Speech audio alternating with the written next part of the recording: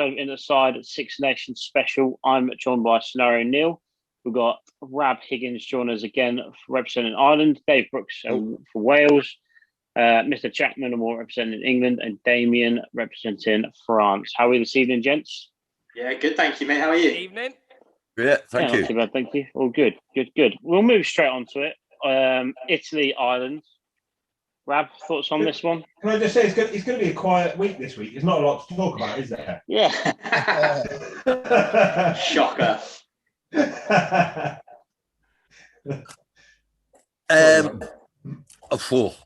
Right, so on the Irish game, a few things, and everything is qualified by the caveat that comes afterwards. But it's Italy. It was great to see us starting to run the ball and trying to play with a bit more ambition. And just the difference in the other two games, we were actually offloading the ball. Again, scrums and lineouts. You can see Paul O'Connell's his influence on there working well. Huge pluses. I think Tadhg Beirne has just played himself onto the plane for South Africa, because he was man of the match for Ireland against Wales in the second row, and then was man of the match at 6 against Italy. Oh, for my money anyway, he was, and was just superb, just really good player. Really, really happy to see him playing. Bad things. Somebody, please. I mentioned before the last time, I said about the Sexton tail wagging the IRFU dog. You see there on Saturday, that game was won after 25 minutes. And on 70 minutes, I'm watching Johnny Sexton throwing tackles against big Italian forwards coming round the corner at him. He's just come back from being laid out, being injured. And we don't have another outside half, but that game was won. And Billy Burns, I said before, you can't ask this young lad to come on with the last 10 minutes and then throw him into the Millennium Stadium and expect them to run the game. And just to see him, the same thing happening again. You know, bottom line is, if we win our next two games and other results go the way, we could finish third, above England and above Scotland, behind Wales and France, obviously. But to finish third, and the whole idea for the IRFU is to finish as high as possible to get prize money. And it just seems so short-sighted. You should have been, right, this game's won, get him off, get him wrapped in cotton wool, because we're going to need him against Scotland. Yeah. And they just played on. Again, the caveat with regards to your play in England, or play in Italy, sorry, the penalty count, the composure, the box kicking, there was so much more accurate than the last game. Seeing the combinations, I mentioned Henshaw and Ringrose before, still happy seeing them. I think they're going to turn into our next, hopefully, whisper it, Darcy and O'Driscoll. And seeing our front row coming back into it as well. Kilcoyne had a good game, pretty dynamic. I'd reward him by giving him a start against Scotland, and let Cian Healy come off the bench. Great to see Furlong getting on our more minutes under his belt. And Ryan coming back in, Henderson again. The talking points on that. We talked before about these decisions that are being made, and they're not really, it's not really important. Romain Poit missed Henderson's try. Cat try. Yeah. And then, and Poit at a game, the referee goes there or whatever, he dismissed the questions, much like the French guy did to Farrell, just dismissed. No, he's looked at it in the background. It's no try, it's a knock on, play on. You're thinking, okay, what happens if that happens in the last minute of the World Cup final? Do you know that it's just really beggars belief on that one, getting that wrong. What else? The Will Connors, the number 7 for Ireland, not dotting down a couple of tries, been doing that for Leinster all season. Again, really happy to see him coming through, very dynamic, good jackler as well, should deserve to retain his place against Hamish Watson and the Scots coming up. Just Raddy, if you don't mind me jumping, I think mentioning CJ Sander, CJ, when he goes forward, Ireland goes forward, and I think that's something he's been missing, whether it's being out of form or for other reason. You know, so when CJ is going forward, it's hard to stop him. So I think he has a fantastic game as well. I think everybody now prepares for CJ, and if you look now, it's always a 2-man gang tackle. Always, they don't leave him single-handed anymore. They do the same with Vunipola. With all the big 8s, they always target 2 men on them. And I think that's stilted CJ a little bit. But he is, I mean, he's indomitable. He just keeps going. A great engine on him. Bump, bump, bump. From the Italians' point of view, I assume he's South African. Johan Meyer on the flank. I thought he had a good game. Yeah, I thought he was a good player. He was one of them. And that young backline, they keep trying, they keep having a go. It was unfortunate they lost the starting 9 in the warm-up, which is a bit. But again, let's qualify everything by saying it's Italy. Judge us when we next play Scotland. I'm not going to say anything. I'm not confident of beating Scotland, and I'm not confident. I think it'd be a hell of a match. Well, yeah. Like if we go and play. If we go and try and play the way we played against Italy and offload it, it will be a hell of a... And it usually is a good game. Usually is. So I'm looking forward to it. And honestly, I won't mind losing as long as I see progression, as long as I see something that's developing and good. This season's gone. So the Six Nations, that's gone. So I don't mind losing as long as I see some... There's the 2 young lads coming on. The little scrum half, Craig Casey, come on and really gave a real lot of zip again against a very tired Italian defence. But there's a lovely little picture of him as a baby, and his hero is cradling him, and it's Peter Stringer. No way. Growing up round Munster rugby his whole life. Johnny said they're raving about him in Ireland. Johnny Sexton says he reminds me of Johnny Wilkinson. He will not leave the practice pitch. He's the last man off. So that bodes well. The big lad, Ryan Baird, come on the second row. I thought we have an embarrassment of riches in the second row at the minute, which is superb. Keep going.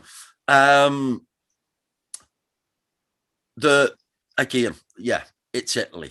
So let's see how we go against Scotland. Is there anyone that you would bring in, Rab? Is there anyone that hasn't been selected that you think has missed and that would, strengthen the side? To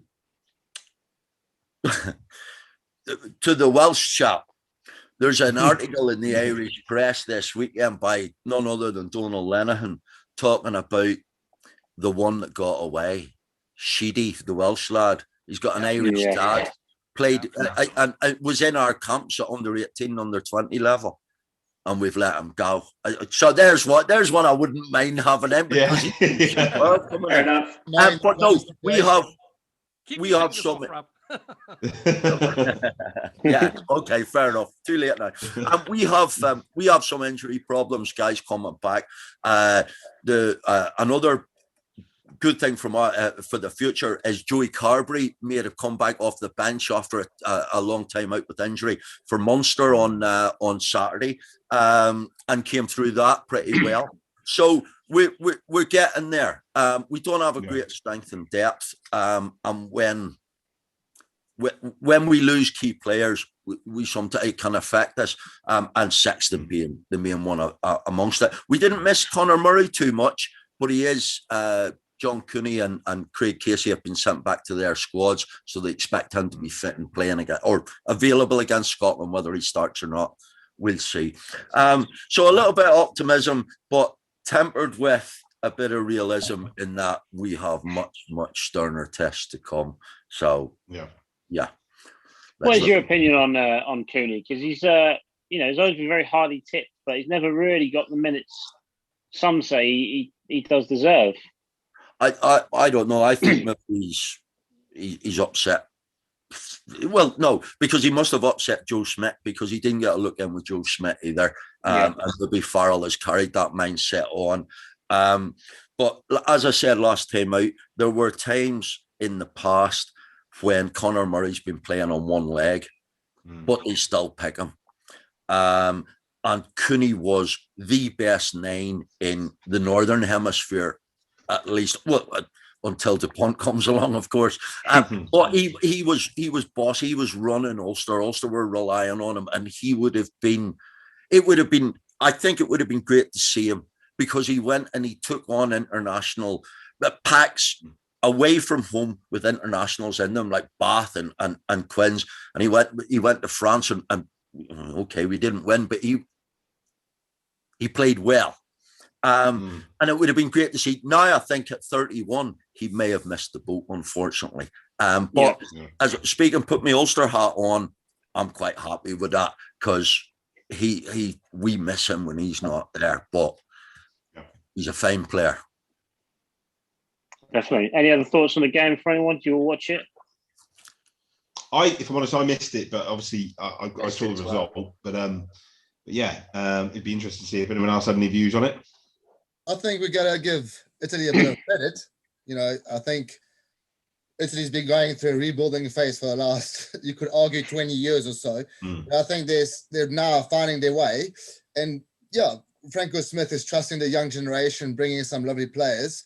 And I think there's little hints, especially on attack, where they're looking very good. The rest is finding consistency and being good on defense for 80 plus minutes, and that's going to be a difference. But I think there is positive to take for Italy. Yeah. Damien, I agree, and I'm really pleased that the Italians are giving it a go. But just you mentioned there about the defence, they fell off 26 tackles on Saturday. You can't do that in international rugby. 26 missed tackles, you can't do it until they improve that. They got to make them. I think they've got to make themselves hard to beat, which is what they did do for a long time. They made themselves hard to beat. Now, if you want to, they're still learning. They're still learning. It would be what France used to be before Sean Edwards, where they would look great in attack, but wouldn't be able to defend. Where now France is now brought a discipline and a defense throughout 80, and that's a difference now between a great side and just a good side. I think the other thing with Italy as well, of course, was that they put so much store for so long on Parise, didn't they? Parise would literally carry not just the forwards, but he'd carry the team, and they sort of looked to Parise, all the other players, as this sort of superhuman being. And now that Parise isn't there anymore, it's almost like they're looking around to see who's carrying that metal. And you're right, Rab. They fell off a lot of tackles, but I'll still say, and I know that we spoke about Italy on the last podcast, but they never give up. They keep on going. Oh yeah.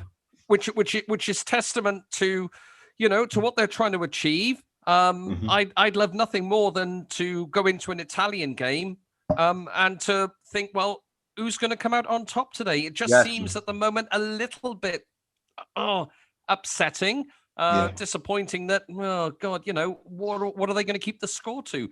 But I know that we had this issue in Wales years ago, when we were in the doldrums, and I remember South Africa nearly putting 100 points on us. And the mantra then was, you've got to play these teams on a regular basis if you want to get better.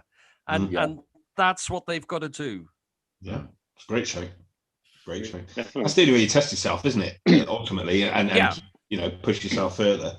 If you're the big fish in the small pond, you learn relatively little. But like you say, it's capitalizing on it. Definitely. Well, we'll move on to the next game. I wrote one note down on the whole thing. Is it family friendly? Quickly. Yeah. Do you want me to take the phone off the hook, Tom? I've closed all the doors and all the windows. And it you've got to be was impartial, remember? 9 penalties in the first 25 mins. And I really think that I mean, summed it up, from both sides. It was obviously littered with controversy for other things, which Damien will try and defend shortly, obviously. I don't know if defend is the right word. I don't know if defend is the right word, but... But, Jack, just from an England perspective, I mean, can you decipher what that was on Saturday? No, I can't. I'm not anywhere close to decipher what that was. It was an interesting game. There were moments where you saw England at their brilliance. Second half, attacking quickly. They were hitting rucks very quickly. The ball was leaving that ruck even faster than they were getting to it. It's fantastic to see. And it was difficult for Wales to keep up with, I think, at times. But then on the other hand, you had a lot of mistakes when it came to discipline. You had a lot of key players like Marrow giving up penalties that they shouldn't be giving up. Curry coming into a ruck at the side, things like that shouldn't be happening at that level. And then you couple that with, fairness, Wales have got a really nice squad this tournament. We've got some really talented players. Louis Rees-Zammit, I think, maybe one of the biggest names of rugby coming up soon if he keeps his current form and stays healthy. So it's difficult. And then you couple that with the referee making some choices that maybe weren't agreed with by everyone, especially not myself. The first try, I think, was completely outrageous. The second try, I can get over, I can live with. But compared to that first one. And then you have the other issue with the England squad, which is who's in the England squad. You've got Eddie Jones making decisions that I think personally are players that at one point in their career were truly incredible, but that's a squad that's been playing the same rugby together for 4 years and now aren't producing the same results they were 2 years ago. And I personally feel that maybe it's time for some fresh blood to come into the England squad, because you've got guys in there like the Sarries players who, on paper, are some of the best in the world, but they're not match fit. They aren't playing in the championship at all. More importantly, they're playing in the championship. They're not playing top flight rugby anymore. So you'd argue they're possibly, playing down to that standard after a while. That's just my thoughts on it. Like we just mentioned, if you're big fish in small pond, you're not going to learn anything. You're not going to push yourself, and exactly that. It's the same guys week in week Dave, out. what are your thoughts? 4 years. I just thought it was a bizarre game. It was an extraordinary game. I thought Wales-Scotland 2 weeks before was an incredible game. This was, again, 40-24 is not a Six Nations score.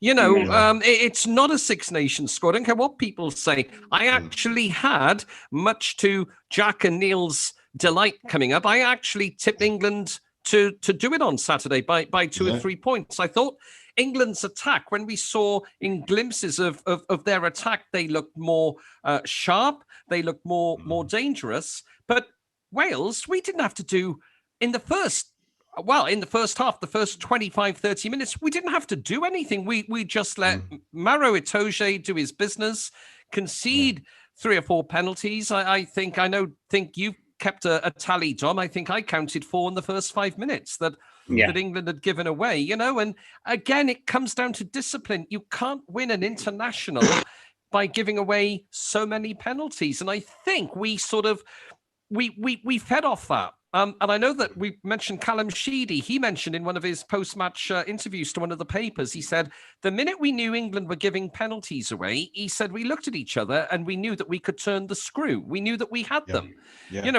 which is a psychological thing in itself. To the tries, first of all, the first try, it was interesting reading the comments, actually, of Joel Jutz, the former French ref. He's now in charge of the referees. So he's the referees manager.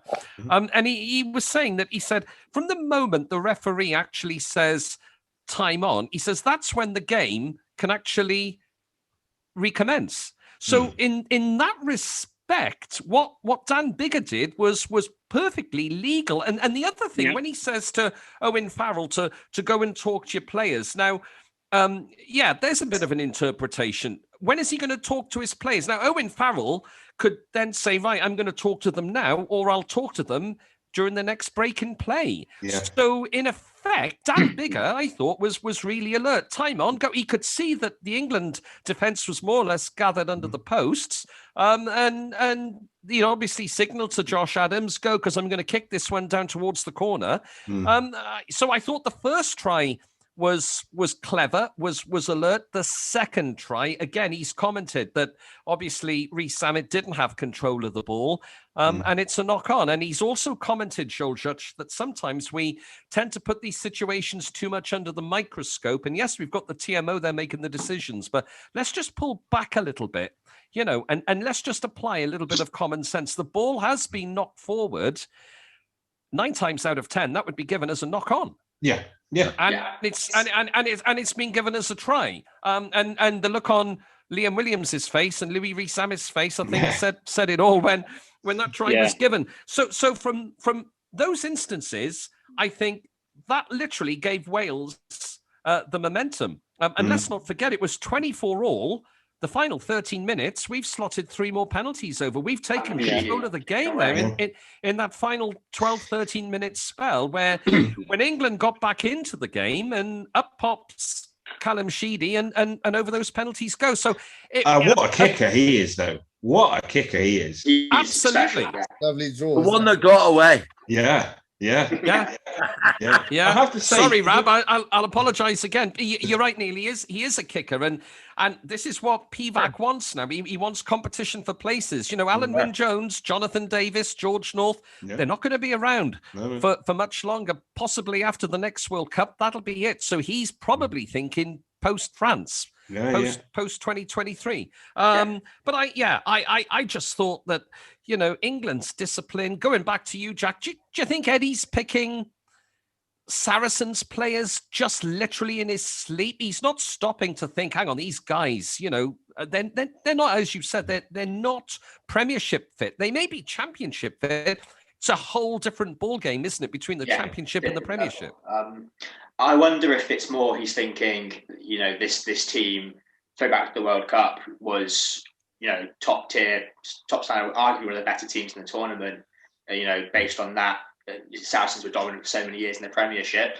And he's just thinking, especially with Farrell being the captain of the side, I think for him, when it comes to guys like Farrell and Vunipola, Jamie George, to him, they're just no-brainers for sort of what they've done in the past. But I don't think they're playing at the same standard they once were.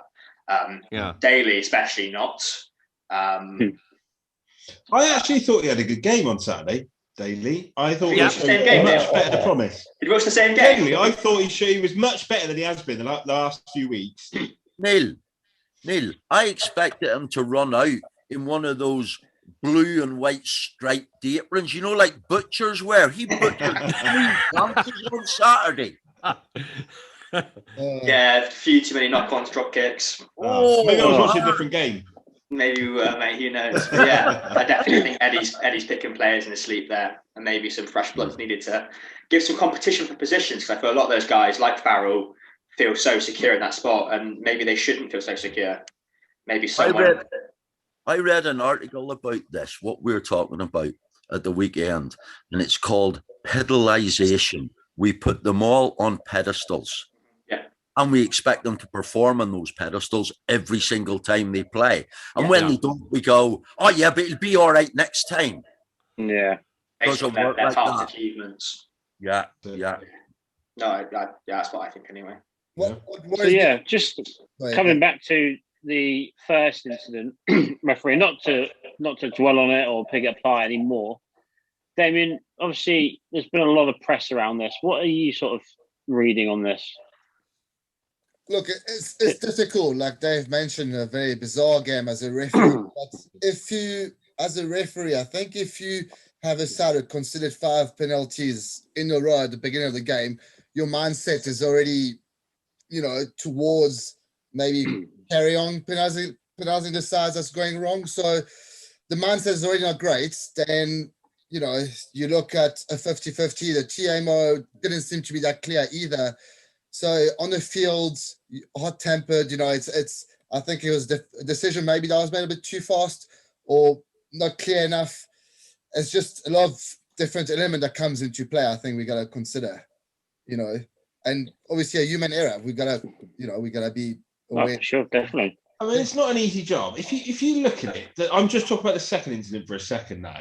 If you look at it by the letter of the law, like word for word, the ball technically didn't go forward off a hand. Yes, he wasn't in control. So I can understand and see how the ref has come to that decision. It's bemused the hell out of me, don't get me wrong. Like, I was like, what the hell? Everyone else who's looking at it, even the guy that dropped it, looking like it's a knock-on, you know. But looking back at it, he's looked at exactly the same footage, and you've got to give it to him. Like, there's a grey area there. You can't say... Again, the TMO not helping. Again, on the decision, TMO wasn't very helpful. Nope. Not decisive enough, or, you know... Yeah. And it's difficult. Mate, yeah. It's a hard job being a ref. It must be absolute, you know, and all the abuse you must have got on facial media, social media, and all that sort of stuff. But is there scope then, Neil, to rewrite that law then, to make it easier for the TMO, but more particularly the on-field ref? I think there is. There's always scope to reiterate the rules and make them clearer, but it'll be fine for this time, and then something else weird will happen. We'll have to rewrite a law again, and then we'll rewrite, you know, and that's the slippery slope you're getting down. Before long, we'll know it. It'll be like football, and the TMO, you'll be sat there for 3 minutes watching them rewind it forward, back on every bloody decision. And you've got to allow for. We put referees in positions to referee matches because they're there. They're the boss to run it. And if they make a shit, you know, they make a piss up of it and make a bad decision, they live with it. You know, if they make a good decision, they live with it as well. You know, we judge them on other matches. I'm not one of these to stick up for refs and all that, but looking at it, letter of the law, the first account, it's 50, you know, half a dozen of one and 6 of the other. But the second one particularly, looking at it in terms of law, that was technically not a knock-on. So you can see why the refs come to that decision. Yeah. Nigel Owens piped up on Twitter, and I follow him, and I think he's great because he came up straight away and said similar thing. You know, he wasn't in control of the ball. He would have given a knock-on. But he said he would have given it. So it's up to personal interpretation. And that's why these guys got this job in the first place to get paid the money they do, to do what they do, to be in that hot seat and be in the opportunity to make the right decision or the wrong one. And unfortunately, you know, a lot of the people that watch the match think that you made the wrong one. A lot of people look at it factually and think, well, actually, you know, there's error for judgment there. So it's a difficult one. Yeah, and well done to Pascal Gauzet for coming out on Sunday morning, putting his hand up, saying, sorry, I think I've made, you know, an error of judgment there in those 2 tries. Yeah. I'd say this one thing. There's no game without them. Exactly that. Yeah, absolutely right. Yeah. That's the bottom line. There's no game without them. If I can bounce on that, right? More than that, you know, the referee is something, but I think the bigger picture for England is a lot more worrying. If you look at the last 4 or 5 big games they had to play, World Cup final, you know, the Autumn Nation Cup could be argued that it could be a win-loss there. This game, which is arguably a make or break of the Six Nation, England doesn't pull through and runs away because of a poor discipline. Again, 100%. That's a bigger picture they should be worrying about right now. Yeah. And a note as well to Owen Farrell. I mean, Eddie Butler picked it up on commentary. You know, whatever you do, don't talk to the ref like that. I love my football. I love my rugby. I love my rugby more than I love my football. I don't want to see football-orientated shenanigans creeping into rugby, because the day that happens, you've lost the game. Yeah, you know, and you know, he's a cracking player, is Owen Farrell. He really is. He's probably going, through a dip of form at the moment, but you know, when the referee says, this is my decision, accept that decision. I have to say one thing about Owen as well. He showed absolute maturity in that after-match interview, not having, you know, no matter what his thoughts on the match, on the decisions, on whatever, he was professional, you know, just talked about the facts, talked about that sort of thing, and just got on with it. If that had been a football match, the ref made the wrong decision there, this was that was this, and, you know, always pointing the finger. And that's, and going back to rugby and difference between rugby and football, Alan Wynne-Jones clearing the stage away. Yeah, he did that, didn't he? Yeah. Yeah. You know, that's rugby. Right. Hang on a second. Let's get this right here. Let's get this right. He's the skipper. They just won the Triple Crown. He's taking that home to stick in his bloody living room. That's a fair point. That is a fair point. That's in his suitcase before you know it. That's the thing. Yeah. let me tell you about the time I beat England. Yeah, I managed to walk off with the stage in front of thousands of people and got away with it. Well, yeah, just touching on that post-match interview with Farrell. Unfortunately, obviously, the online abuse towards presenter Sonia from the BBC, you know, it seems to be a lot more common within the game at the moment. We're getting a lot more toxic comments online, especially on Twitter. A lot more, higher peak in racism, racist comments towards players and ex-players online. I mean, where is the game going with this? Because I feel like every week it seems to be getting worse. And, me for one, I thought the questions asked in that post-match interview, I thought they were good questions. They were questions I'd want to know the answers to. There's a bit, a huge amount of controversy in a game that we've all just watched, and she's asking one of the two men involved in the pitch. I mean, how far wrong can you go from that? Yeah, well, if she hadn't asked those questions, Don, she would have been vilified for not asking them. And here we are, unfortunately, talking about her being vilified for asking them.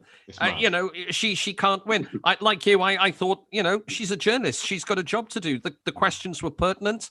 And I think any reporter would have asked the same questions. One of the, if you're talking about social media, very quickly, I think one of the solutions there is that if you want to be on Twitter and you want to be on Facebook, Twitter especially, because that's more open to people going on under some daft pseudonym or whatever, your full name and a photograph of you, because then there's no hiding place. Accountability. Yeah, End of. be held accountable. Accountability, that's the bottom line. Yeah, because there's none on social media, is there? I can make a dump off Twitter account right now with some weird name and a random photo and go slag someone off. And you probably still have more friends than me. Yeah, probably would know, to be fair. But yeah, there's no accountability, and anyone can attack anyone on social media because Sonia's got her Twitter account. It's very public. Yeah. Her work is public. She wouldn't have a private Twitter account where you can't get at her. And then, some muppet who's had 15 beers watching the game and is absolutely fuming is going to go send her a nasty DM because she's upset. Yeah. She's not. I would. The only bit I'd say on that, and I'm not. This isn't trying to get out of. I wonder how many of those tweets are. When I say proper rugby people, I mean people like us. Proper rugby people, and not these. This sort of stuff doesn't happen when it's like Exeter versus London Irish or something like that. It's only when it's high profile. It's on the BBC. It's there, and you get all the plastic fans come out. Yeah, all the football fans watch England play still. Yeah, and that nationalism. And it was a case of we was robbed and that sort of thing. Do you know what I mean? I agree with you, Rob. Because I think when you look through all the social media, you can see all the genuine rugby people disavowing it. I just disown it. That's not us. That's not our sport. That's not how it goes. Yeah. So that's just my tuppence worth. I agree. I think Rad's put a finger on it. I think the rugby family or the rugby culture, whatever you want to call this, would have never even thought of playing that way, because you leave it in between the four lines, shake a beer and have a beer at the end. That's just the way rugby is, Yeah. So concerned. It's concerning. So just keep what you're doing, Sonia. We are behind you. France, Scotland. Obviously, this is like the first time we've actually managed to get a French fan on, and you get your game postponed, Damien. So, I mean, you got some explaining to do. Yeah. What a game! I mean, that was going to be, I reckon, game of the tournament. To be honest, reckon so. It's certainly game of the weekend. Yeah, definitely game of the weekend. Arguably game of the tournament. Do you want to just update us, Damien, on what the options are for this at the moment? Well, obviously it's troubling time for the French squad. The latest that I've heard is the French Federation has proposed the fixture to happen on Thursday in 2 weeks' time. So that'll be the break week, the week of the break week, the Thursday, and then playing again on a Sunday. So that will be the first option. That's what's being agreed on the French side, and that needs to now be confirmed on the Scottish side. So that will be the first option, and I think the best option personally for both clubs. Obviously, making it very difficult for France to put a claim on the possible Grand Slam. But at the same time, if you want to do it, you go big or go home. as they say. Yeah, very true. Yeah. They have been going big so far, so it's That's it. All There, right. yeah. No, But no, I it's, think it's got to be played. I think Needs to be. it's Yeah. going to be a what if. Scotland on the form of their life at the moment, a young, exciting French team with world class 9 controlling the game. If it doesn't get played, it's going to be an absolute travesty. I think we'll be robbed of some decent rugby there. The main thing Whoever- for me was to be able to see the French side be able to put 4 performances in a row, which is arguably hasn't happened for 10 plus years for the French side. Great coaching structure, a whole new mentality, and for once, accountability for the players, and players that are coming out with an actual game plan and knowing and with a will to play for the jersey, which is massive for France. And look, it just needs to be consistent for them and happen week in, week out, which is being a struggle. I know we touched on this the other week, and when Dave was on the other week as well, and it's lovely to see France playing attacking French rugby again. They tried to imitate other Six Nations clubs, other teams around the world, and it didn't work because that's not how the French play. When I was a kid, we're all different ages, but when I was a kid, the French were the team that were going to win the Six Nations or Grand Slam. It was like, wow, watching some of those players. And it's brilliant to see them come back full circle and actually think, sod it, we're not going to play anyone else's way, we're going to play French way. And wow, look what's happened. More than that, I think it's been coming it's been building that squad or that group of 60 plus players has been building for the last 5 years, where France has done it properly, where they brought in under 18 and the 20 players who has now won 2-3 World Cup in a row. I think the last 2 World Cup in a row. So it was done the right way, if you know what I mean. It was brought true, real French player, brought into the right system through the whole profiling from under 18 through to international level. So when you have, an ethos or a culture or a group that is created for so many years, it reflects, on the field. And that's why I think they're getting right within the right structure of coaches as well. On top of that. Damien, sorry, Rab, go on. I was just going to say, I can see a parallel, because I'm old enough, to the round ball game when the French decided that they wanted to win the 1998 World Cup that they were hosting. I see the parallel coming through where the French have gone out, they've gone, right, we are setting our stall out, that's our target. Exactly right. I'm so impressed by how they're going about it. They just, and I hope they do it.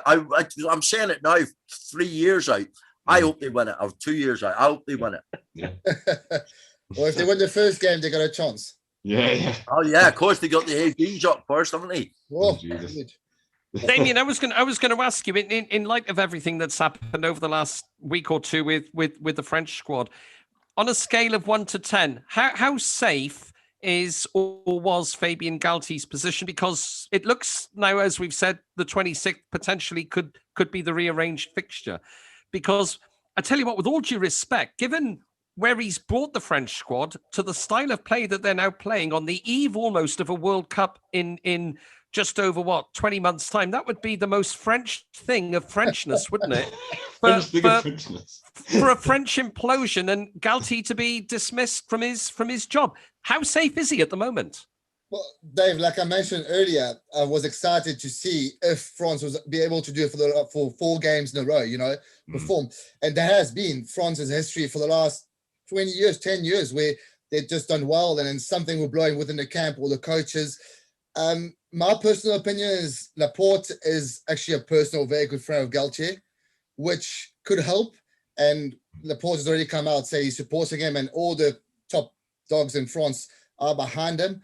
I just think, once again, his appointment was done the right way, which might have been the case for the previous selectors. He had come through the right way, through the club level, into the learning. I think he was under a learning coaching position the last World Cup, and then emerging as a coach. So I think because of where he was brought in and with the squad that he surrounded himself with, don't underestimate Rafael Ibanez's job, because Galtier is more the man on the field, where Ibanez is more behind the scene. So Ibanez has got a lot to do with it as well. But I think the structure is choose wrong, and they've proved themselves being too effective to get rid of too soon. I think it'll be too soon. Yeah. Because looking from the outside in, I don't know how the other boys feel, but if it did come down to that, if he lost his job, actually, I'd be really gutted. Given what he's done with France, given how he's brought this squad together and how he's molded players around Dupont, I'd be absolutely gutted if that. Is there talk of him losing his job then? Because surely he's doing very well, isn't he?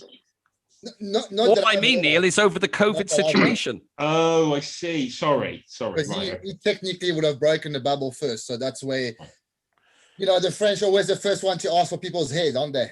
Yeah. So we're talking historical. That's gone all highbrow now. We're talking history. We're on to politics next. What's going on, Jen? We definitely will not be on to politics. No. Right. How about guesses for the next games then, as and when they happen? Italy, Wales. Rab? Italy, Wales. Wales by however many sheep there are in the valleys, something like that. That's a lot. Yeah. Jesus. Probably accurate as well. I was just saying, you just said Italy were just coming on, you said. Yeah, but Can't be that. listen, yeah. Wales, do you know what? For my tuppence worth on the Wales-England game, it's on record. I thought England might do it because I thought they had a performance waiting in them. Yeah. The fact that they showed in starts. I thought they played really well in fits and starts, but it was only flashes. And I mentioned before about I thought Young's had one of his better games for England for a long time. But just they are a manifestation of their leadership, and their leadership is that pouting. It almost feels like they're entitled to win the game. Does that make sense? Yeah. This is what we do. This is what we are. No, you have to win the game. A sense of entitlement, maybe you're looking for, Rab, is that the word? Well, perhaps so. But I know I cast for England to win when we done the last podcast. But when I seen the Welsh back line listed on Thursday, I was texting me mates and going, "Oh, I like the look of this." Yeah, it was a great back line, to be fair.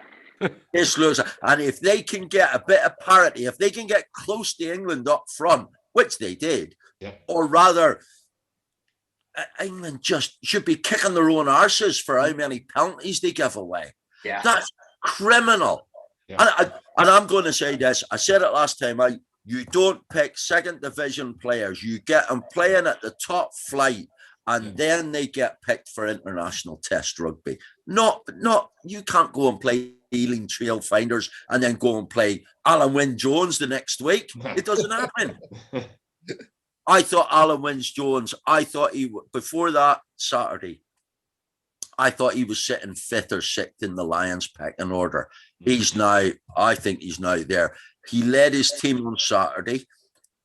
When England started at 24 all,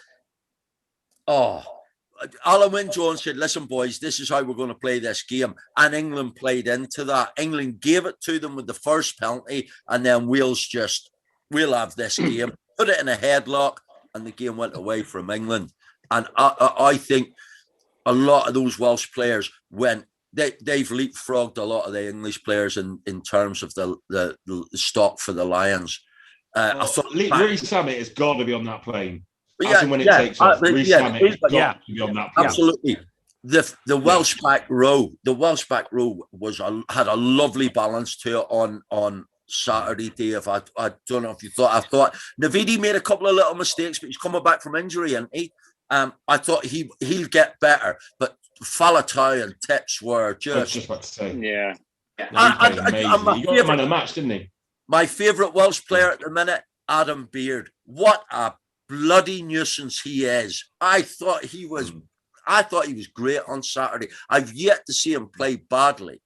And I think he's the natural successor to Wynne-Jones. I think he just looks like that.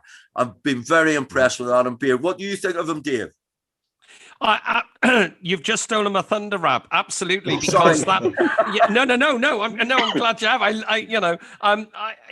We've had a problem, as you know, in Wales for the last 15, 20 millenniums. It's called the line out. And it's just been. You sort of like the population, the rugby population in Wales, every test match, when there's the first line out, you may hear it, over the Irish Sea, there's this collective sighs of, which way is this one going to go? And thankfully, the set piece on Saturday worked brilliantly. Adam Beard is coming into his own, and with Alan Wynne with him as well, then he's got the master. It's the right guy. It's the student and the master as well, isn't it? So I think he's absolutely superb. And going back to Lorpi Faletau, I mean, the way he defended, the way he carried, the meters that he made was just phenomenal. And again, we mentioned Avidi picking up knocks and injuries.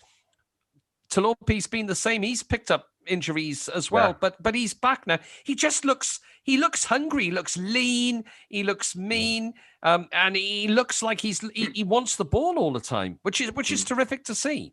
Yeah. So, Dave, can I just ask? Yeah. Everybody used to talk about this, the fly-off factory in Wales. I was talking about, my mates and I were talking about it on Saturday. Where's the scrum half factory situated? Because where's this lad come from? Yeah, it's a good question. Well, you look down the years, half a dozen top quality names. Yeah, and this is Rab. This is what we want. We've always had a problem up until recently where any one of the first 15, if they pick up a knock or in the match day 22, we start to panic because we know that the quality, there's quality there. But it necessarily isn't match day quality. And this is what Warren Gatland installed. He wanted 3 or 4 players per position, and I'm talking now, Gareth Anscombe, he's yet to come back. So when for example, the fly half berth, who you're playing at the moment, you've got Sheedy there, you've got Biggar there, you've got Anscombe to come back, you've got Jared Evans as well. Well, that's 4 off the top of my head. And that's what. And what about your record penalty kick? I was going to say, taker Reece Priestland at Bath. There's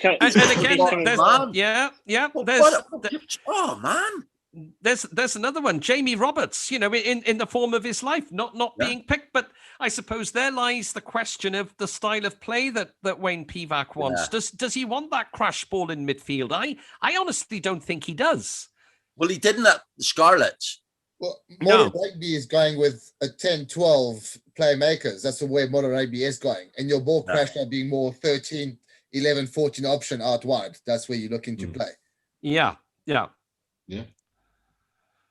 so awesome. What about Justin Tipuric? Dave, how did you feel? I always feel like, again, very much like CJ standard for Ireland. When Tips does a good game, Wales does a good game. One thing I'm really surprised about with Tips is that whenever he plays, I never see him shed his kit, right? To see the cape with the letter S on the front and his red boots, because he's a phenomenal player. And sometimes I think people forget whether he's a back or a forward. Yeah. And it's hard. It's hard to judge that. Again, you look at Tips, the way he carries, he does a lot of the donkey work. And then you'll see him galloping in midfield. You could be forgiven for thinking he's a centre or a winger sometimes as well. It's great to have that balance there, and you're talking of the back row again. And number 8, again, another player off the top of my head, Ross Moriarty.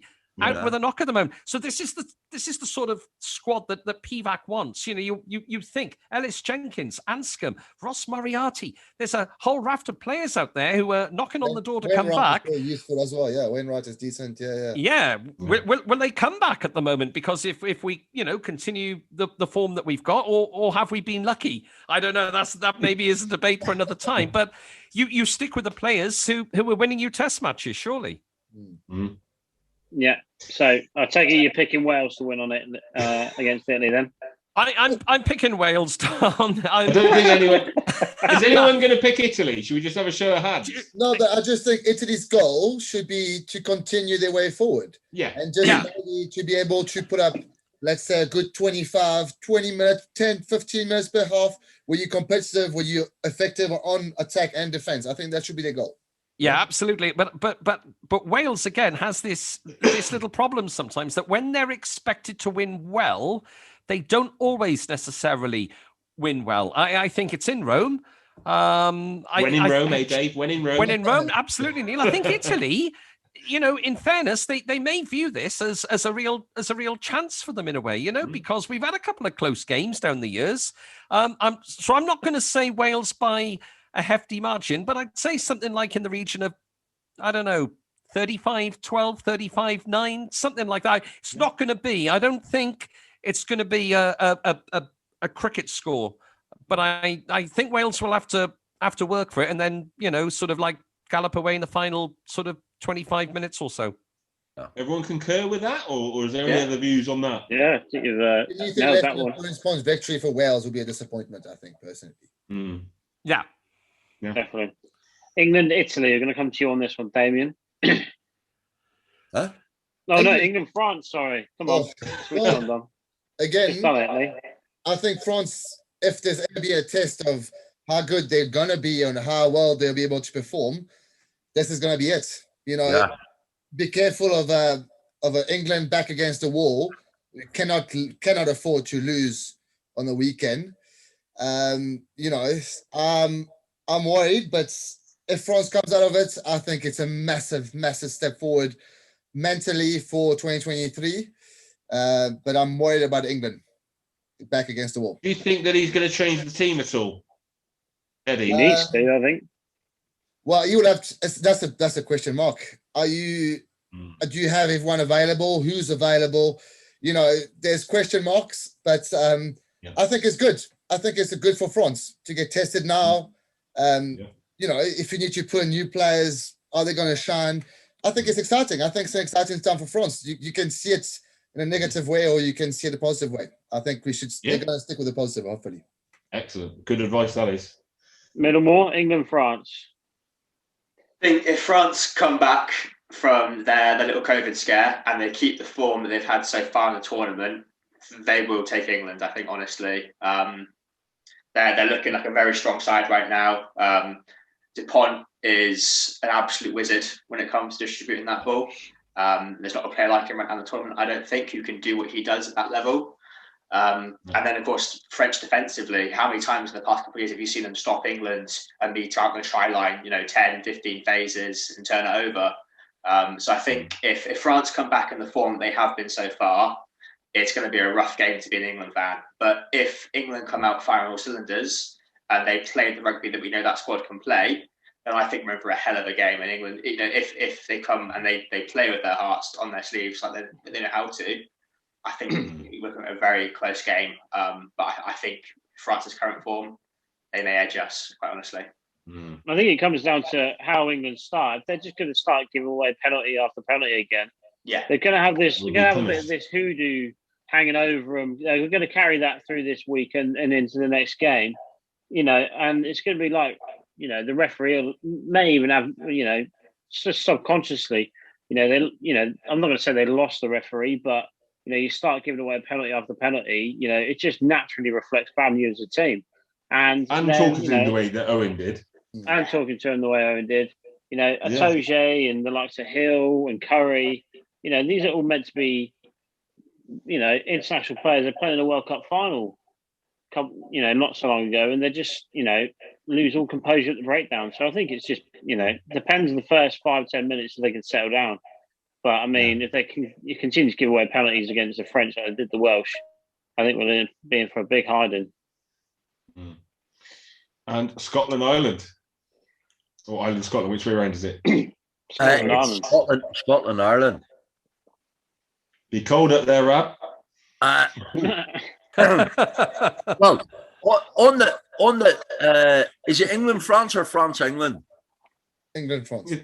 England, France. England, France. If England don't win this game, they have to come to Dublin to play us in the last game. That would be England possibly losing 4 games and only beating England or only beating Italy. Yeah, could be. Yeah. So Maybe what's Sounds it's like when you put it like that, Rab.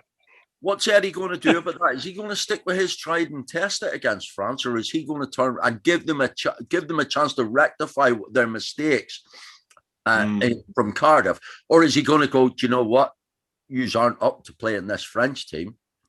Be interesting to see. Personally, I think France will take it. I think it might be tight. I think it might be tight, but I think France will take it. Though, Damien, I have to say, I tipped England in the last game, and that was the right kiss of death. So,